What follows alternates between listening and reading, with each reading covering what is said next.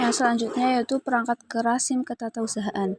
Perangkat keras SIM ketatausahaan atau hardware adalah perangkat fisik yang dapat digunakan untuk mengumpulkan, menginput, mengolah, menyimpan, serta mempublikasikan hasil pengolahan data sebagai informasi.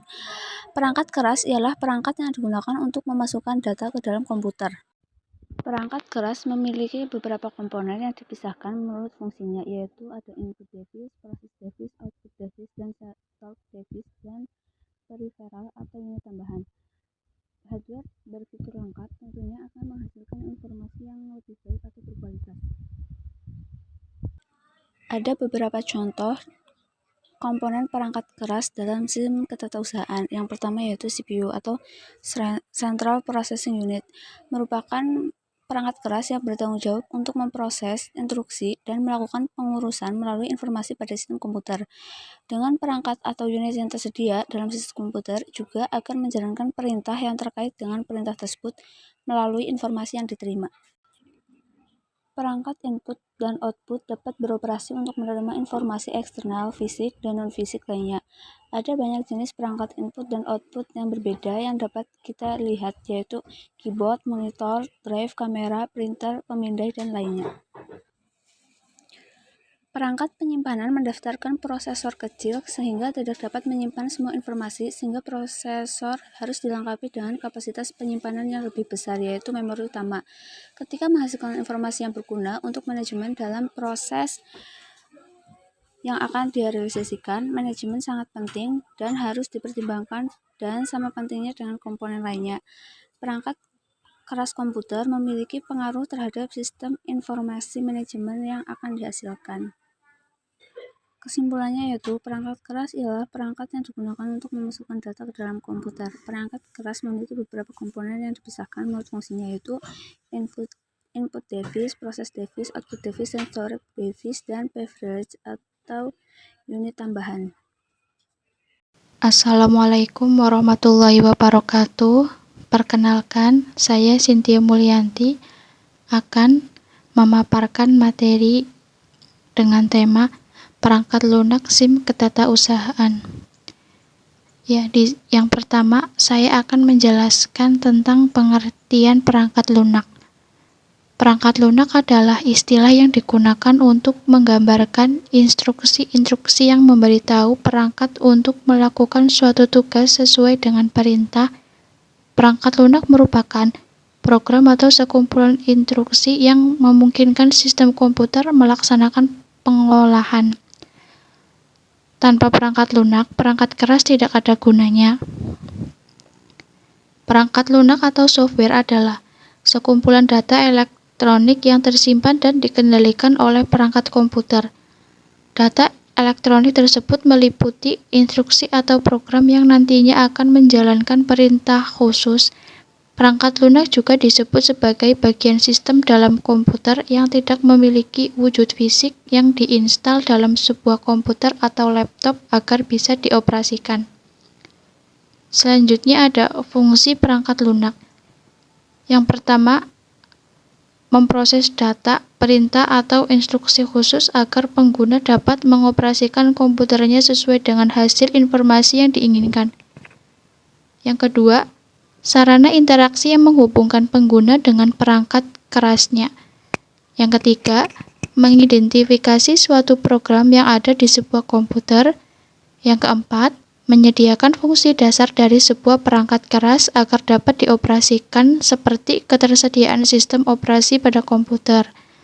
Yang kelima, penerjemah suatu perintah software lainnya ke dalam bahasa mesin agar dapat dimengerti oleh komputer.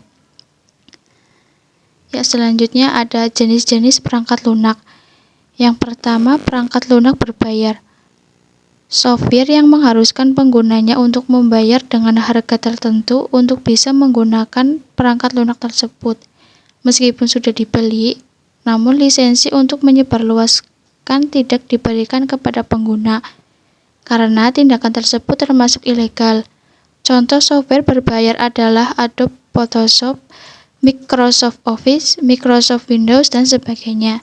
Yang kedua ada freeware. Perangkat lunak ini gratis dan dapat digunakan tanpa batas waktu tertentu. Biasanya, pengembang software membuat perangkat lunak ini untuk komunitas tertentu.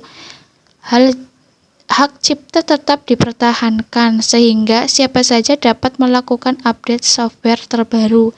Contoh software freeware adalah Google Chrome, Mozilla Firefox, dan sebagainya. Yang ketiga ada free software. Pengguna harus membeli perangkat lunak ini terlebih dahulu. Setelah itu pengguna bebas untuk melakukan penggandaan, modifikasi, hingga distribusi. Yang keempat ada shareware. Perangkat lunak yang dibagikan secara gratis untuk keperluan tertentu, biasanya sebagai uji coba dengan fitur terbatas dan penggunaan dengan waktu yang terbatas, biasanya 15 atau 30 hari. Shareware dibagikan secara gratis untuk memberikan pengguna kesempatan untuk mencoba menggunakan program sebelum membeli lisensi versi lengkap dari perangkat lunak tersebut. Yang kelima ada malware. Perangkat lunak ini dianggap sebagai perusak sehingga bisa berbahaya jika disalahgunakan. Tujuan perangkat lunak ini untuk menyusup bahkan merusak sistem jaringan komputer. Contoh malware adalah spyware, perangkat lunak pengintai, adware, perangkat lunak untuk iklan yang tidak jujur, virus komputer, dan software lainnya yang dibuat dengan tujuan merugikan. Yang keenam ada open source software, perangkat lunak yang bersifat terbuka, sehingga kode sumbernya dapat dipelajari, dimodifikasi, ditingkatkan, dan disebarluaskan.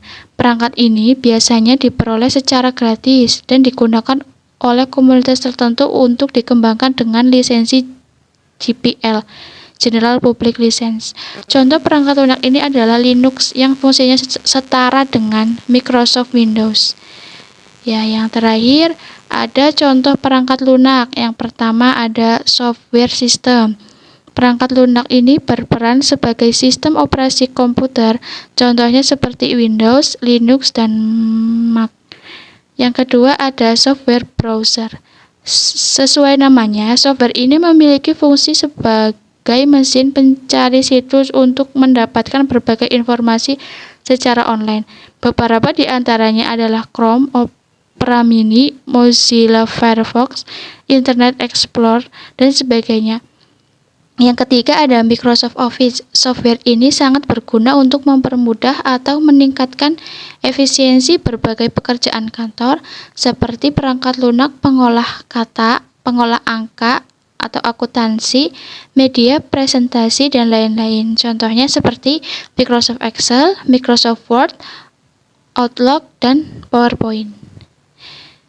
Sekian pemaparan materi yang saya sampaikan, semoga dapat diambil manfaatnya. Kurang lebihnya saya mohon maaf. Wassalamualaikum warahmatullahi wabarakatuh. Layanan berbasis internet. Pada abad informasi sekarang ini, teknologi internet menjadi kebutuhan pokok bagi manusia yang ingin menguasai berbagai informasi di jagat raya. Jaringan internet adalah jaringan komputer yang mampu menghubungkan komputer di seluruh dunia, sehingga segala jenis dan bentuk informasi dapat dikomunikasikan antar belahan dunia secara global dan instan. Pemanfaatan teknologi internet untuk pendidikan di Indonesia secara resmi dimulai sejak tahun 1996 dalam bentuk telematika. Layanan berbasis internet untuk pendidikan dibagi menjadi 3, yaitu e-learning, m-learning, dan e-education. E-learning adalah teknologi informasi dan komunikasi untuk mengaktifkan siswa untuk belajar kapanpun dan dimanapun. E-learning merupakan bentuk teknologi informasi yang diterapkan di bidang pendidikan dalam bentuk maya. Melalui e-learning, pembelajaran tidak lagi dibatasi oleh ruang dan waktu. Belajar dapat dilakukan di mana saja dan kapan saja.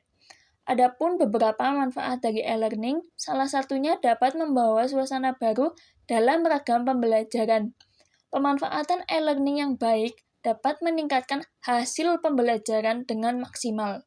Manfaat dari e-learning yaitu yang pertama fleksibel, yang kedua independent learning, yang ketiga biaya, yang keempat fleksibilitas kecepatan pembelajaran, Yang kelima, standar pengajaran. Yang keenam, efektivitas pengajaran.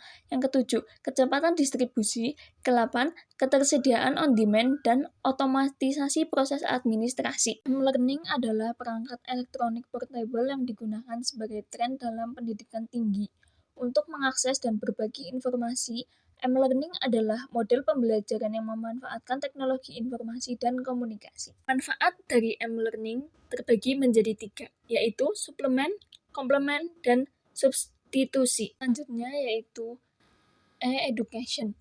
Singkatan dari Electronic Education, merupakan sistem pendidikan berbasis media elektronik seperti radio dan televisi. E-education adalah pendidikan yang menggunakan internet sebagai media utamanya.